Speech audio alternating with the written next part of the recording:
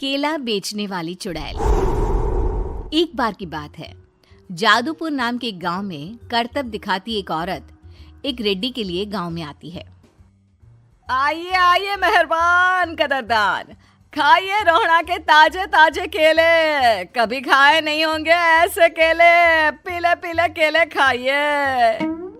ये कहकर रोहड़ा हाथों में 4 केले लिए उन्हें सर्कल में जोर जोर से हवा में उछालती हुई करतब दिखाती है, जिसे देखकर आसपास के सारे बच्चे अपने अपने मम्मी पापा से उस औरत के पास जाने की जिद करने लग जाते हैं।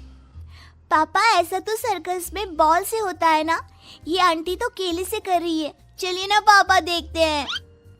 रोहड़ा एक पतली सी तार पर चलती हुई केलों से करतब दिखाती है।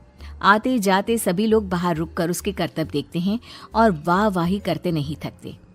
जैसे ही एक आदमी पास आकर उसे पैसे देने लग जाता है, तब वो कहती है, अरे नहीं नहीं साहब, मैं करतब तो बच्चों के मन को बहलाने के लिए करती हूँ। धंधा तो मेरा केले का है। पीछे देखो मेरी रिड्डी, जो भी मेरे केले खाएगा मेरी तरह चुस्त दुरुस्त और तंदुरुस्त हो जाएगा। पता चलता है क्या कि मेरी उम्र 55 की है। अरे पर ऐसे ठंड के मौसम में कोई केला क्यों खाएगा? ये ऐसे वैसे केले नहीं है साहब, ये शरीर में गर्मी देते हैं। ठंड को दूर भगाए जो भी रोहिणा के केले खाए। पापा, अगर मुझे केले नहीं मिले तो मैं घर नहीं जाऊंगी। तभी उसके पापा कहते हैं कि बेटा, केले ठंड में कभी गर्मी नहीं देते। ये सब कहने की बातें हैं, सामान बेचने का तरीका है इनका। पर पिंकी नहीं मानती। मैं केले खाऊंगी। पिंकी की जिद के आगे नत्थू हार जाता है और उसे केले खरीद कर दे देता है। पिंकी खुश होकर केले घर ले आकर खाती है। अब मैं भी करतब करूंगी, कितना मजा आएगा। जादुई केले। पिंकी पहला केला खत्म भी नहीं करती कि वो बेहोश हो जाती है। दूसरे केले से एक काला धुआं आता है और रोहड़ा चुड़ैल बनकर बाहर निकल आती है। मेरे भूतिया केले बच्चे न खाए, ऐसा हो ही नहीं सकता। जादूपुर वालों, कब तक बचोगे? आ गई हूं मैं रोहड़ा, जिसका कोई नहीं कर सकता सामना। रोहड़ा पिंकी को गोद में उठाकर काले धुएं में कहीं गायब हो जाती है। शाम के वक्त नत्थू घर लौटता है और पिंकी को घर में ना पाकर उसकी माँ से कहता है, माँ पिंकी कहाँ है? अरे बेटा, उसे तो तू सुबह करतब दिखाने ले गया था ना, फिर कहाँ वापस आए तुम दोनों? मुझे लगा तू उसे अपने साथ मंडी ले गया होगा। हे भगवान, मेरी बच्ची कहाँ गई? मैं उसे घर ही तो छोड़कर गया था माँ। नत्थू गांव के घर कोने में अपनी बेटी को ढूंढता है, पर उसे वो कहीं नहीं मिलती। परेशान होकर आखिर रो रो कर नत्थू हिम्मत हार कर घर लौट आता है। अगली सुबह रोहड़ा फिर से करतब दिखाने आती है और इस बार पिंकी की तरह रोनी केले खरीद लेता है। 50 रुपए दिए थे पापा ने, सारे पैसों की मैंने केले खरीद लिए हैं। अब मैं भी आंटी की तरह ही करतबबाज बन जाऊंगा। यही सोचते हुए रोनी केले खाता है और पहला अकेला केला आधा खत्म भी नहीं करता कि चुड़ैल उसके सामने आ जाती है। मेरे साथ चलने का समय आ गया है रोनी। ये तो बस शुरुआत है। अब इस गांव के सारे बच्चे धीरे धीरे मेरे कब्जे में होंगे, एक बच्चा भी नहीं बचेगा। ये कहकर रोनी को गोद में लेकर काले धुएं में अदृश्य हो जाती है।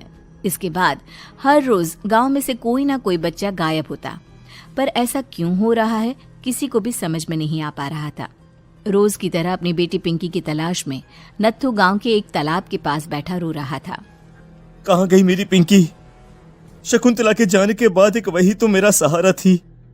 अरे उसकी आत्मा कोस रही होगी मुझे कि मैं अपनी बच्ची को संभाल भी नहीं पाया।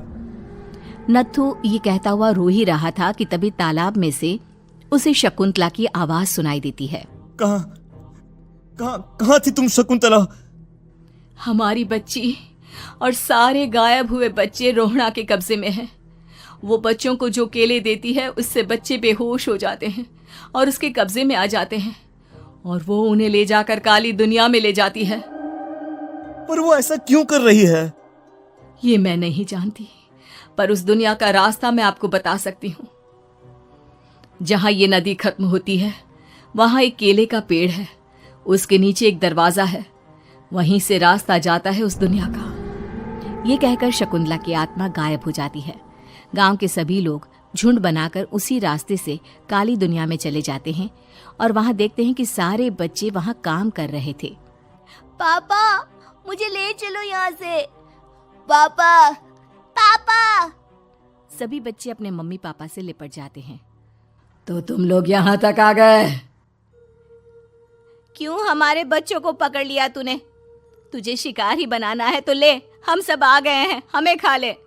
नहीं, मुझे बच्चे चाहिए, मेरे बच्चे के बदले तुम लोगों के बच्चे। क्या मतलब?